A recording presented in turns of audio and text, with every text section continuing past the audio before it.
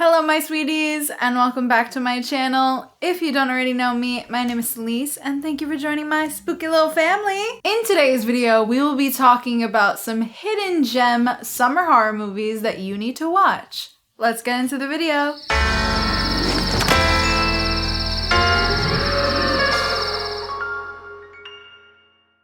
Okay.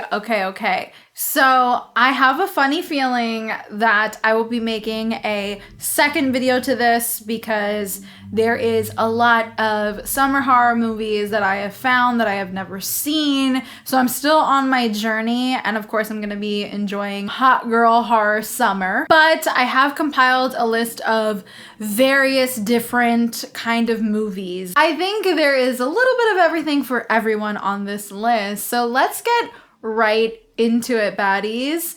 At number 8, we have The Blackening. This is a film from 2022 and is directed by Tim Story and follows a group of friends who reunite for a Juneteenth weekend getaway, only to find themselves trapped in a remote cabin with a twisted killer. I feel like the film came out and I don't think it got the praise that it should have gotten because it is genuinely a really fun movie, and I had such a great time watching this. I just think it's a really fun, unique slasher. It's very Scream-like, so I really love that aspect, and everybody in the movie is so funny. The actors are really good and everybody has great chemistry. They really feel like a group of friends, and yeah, I love them. Everybody was great, and this is definitely one that I would have so much fun rewatching. It's a really good film, so if you did end up missing it, I think you should definitely prioritize this one. It's super fun. And now, on a not so fun note, this film is really icky,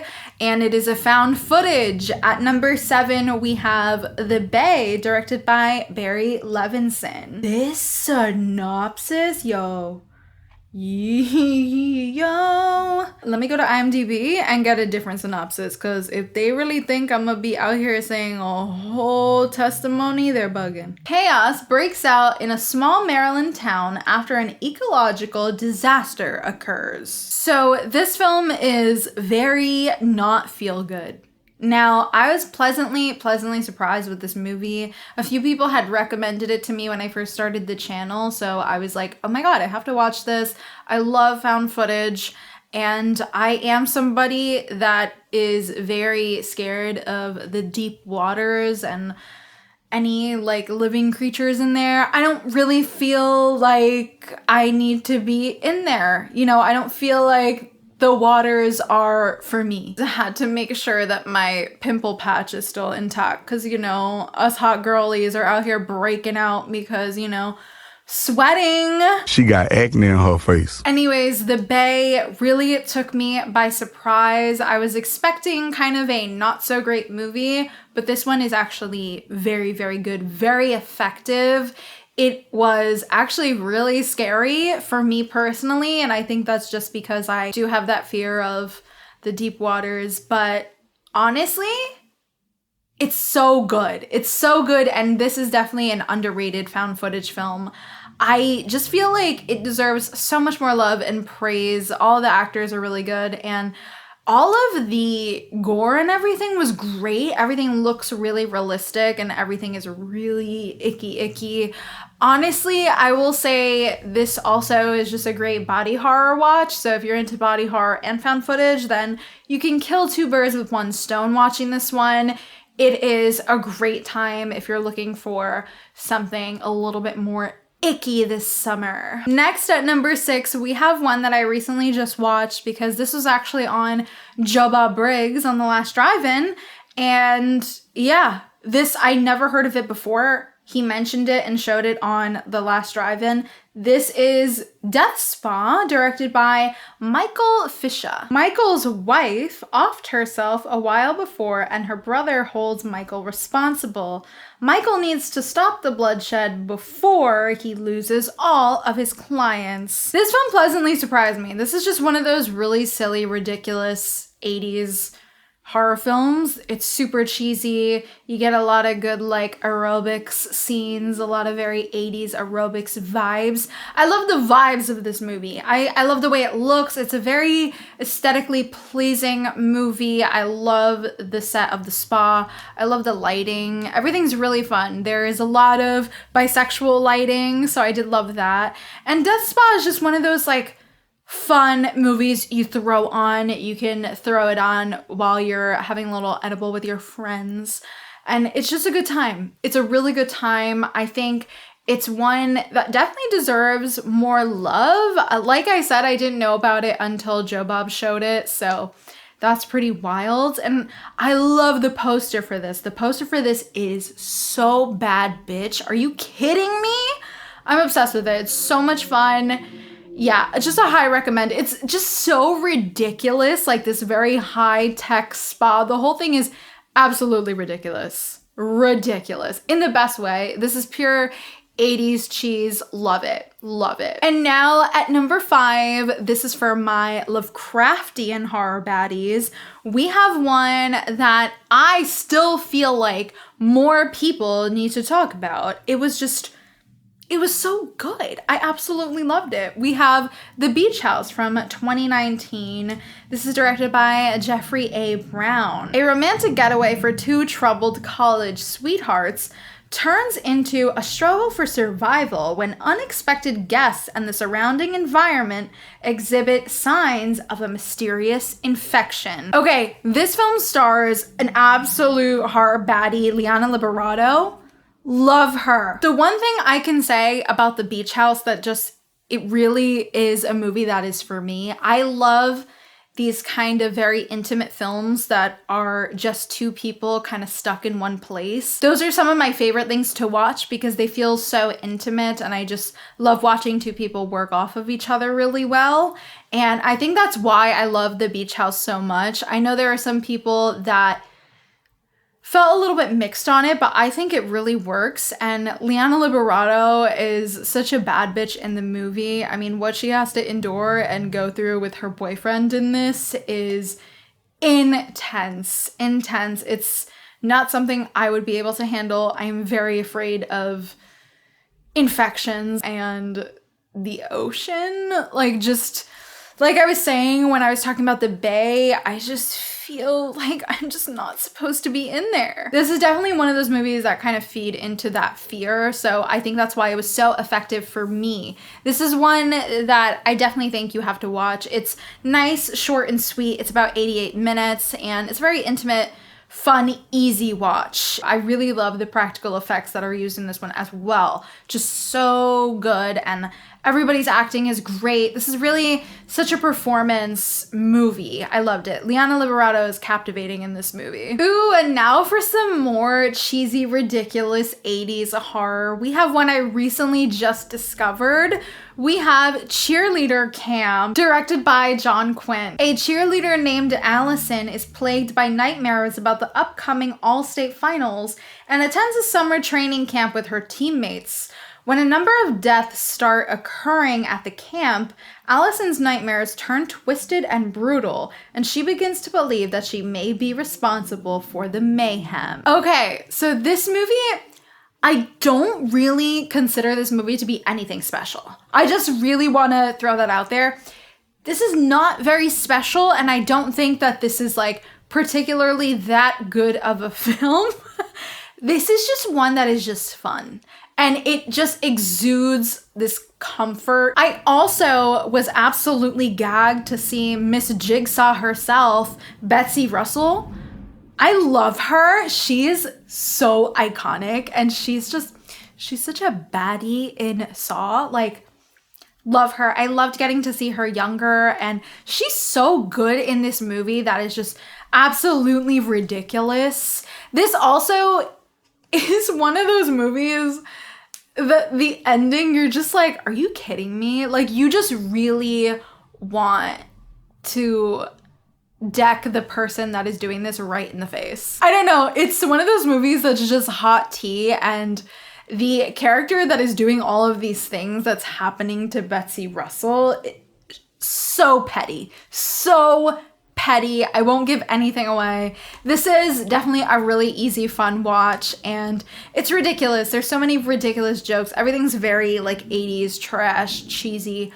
I love that. I think a lot of these like 80s trashy, cheesy films, like they just work so well in the summer. It's also on YouTube, so you can literally watch it right now after this video. Also, I mean, if you want to see Betsy Russell like absolutely slay in something else other than Saw, like go off. I mean, like she's so great. I also do love the fucking poster for this, by the way. Absolutely iconic. And I just want to say, I have to point out the cheerleader outfit on the poster and that they wear is so incredibly similar to Jennifer Check's cheerleading outfit in Jennifer's Body. Like, I don't know if they took inspiration or that's just a coincidence, but I did love that. And now at number 3, we have one that I truly feel like I just feel like this is severely underrated. We have Triangle, and it is directed by Christopher Smith. When Jess sets sail on a yacht with a group of friends, she cannot shake the feeling that there is something wrong. Her suspicions are realized when the yacht hits a storm, and the group is forced to board a passing ocean liner to get to safety. A ship Jess is convinced she's been on before. Okay, so this is one that I've seen a lot of people say that they didn't like it and that they thought it was just hilarious. I don't really get that. I think this movie really, really works, and it really works for someone like me. Like, this is just my kind of movie. This film stars Melissa George and Liam Hemsworth. Gagged. I honestly forgot he was even in this movie. I love Melissa George. She is honestly one of my favorite actresses. I think she can do no wrong. Like, she is such a powerful actress. I love her, and she really carries this movie on her back. I mean, she does a great job. You feel all of her emotions. I feel like part of why I really love this movie is because of her performance, but I do think the twist in this movie, it works really well, and it is gag worthy. Like, I most certainly did not see that twist coming. I was so confused throughout the movie. Actually, fun fact, I was very confused by the time the movie ended that I went on YouTube and had to watch Ending Explained by Foundflix to understand the movie. And then I rewatched it and I was like, oh my God, that's amazing. So I do think this is one that might not be easy to understand on a first watch, but I really just love this movie, and I love it. It's so bright and gorgeous, and yeah, it's a great summer watch. If you haven't seen Triangle, you should definitely prioritize it. I think it's really worth your time. Oh my God, baddies. At number 2, we have one that I have been dying to watch, and I finally got to it the other night. We have Nightmare Beach, directed by Umberto Lenzi. In Miami, Florida, biker gang leader Edward, also known as Diablo, is about to be executed for murder when he proclaims his innocence and vows revenge from the grave. When a mysterious biker comes to town during spring break festivities, leaving several teenagers electrocuted to death, some begin to suspect that Santa has made good on his promise. So this movie, if you love Umberto Lenzi's work, which I do, I really, really just love how much Umberto Lenzi is not afraid to get different and weird with his movies. I love his jolly, and I did really love some of his movies that he did with Ivan Rasimov that were like cannibal movies. And I gotta be real, I don't really like cannibal movies, especially at that time, because of a lot of the animal cruelty that I just cannot get with. But I can't lie and say that Man from Deep River was not great. It's such a great tragedy film. It's kind of like a romance. It's so strange, but it's so well directed. And Nightmare Beach is also one of those movies that it is just so strange, but it really ultimately works. This is so odd because it feels like Giallo meets like American slasher. It's It's a very weird movie. If you love John Saxon, then I think you'll definitely love this movie. I am a big John Saxon girly, and I'm gonna be real with you, he's so much fun to watch in this.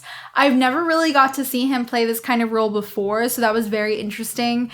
And I just love Daddy John Saxon, like older John Saxon, like he was looking so good. Again, this movie also falls into the like 80s cheesy kind of category, but the kills are really, really fun. And a lot of the kills feel very, very giallo. And of course that has to be because of Umberto Lenzi. So I just kind of love this mashup. I think Umberto Lenzi has such like interesting work, and I'm here for it. I can't wait to delve deeper into his films. And now baddies, this is not really a hidden gem for giallo people, but it is probably a hidden gem for some of my audience that may not know this giallo. And yeah, are we surprised that a giallo is at the #1 spot?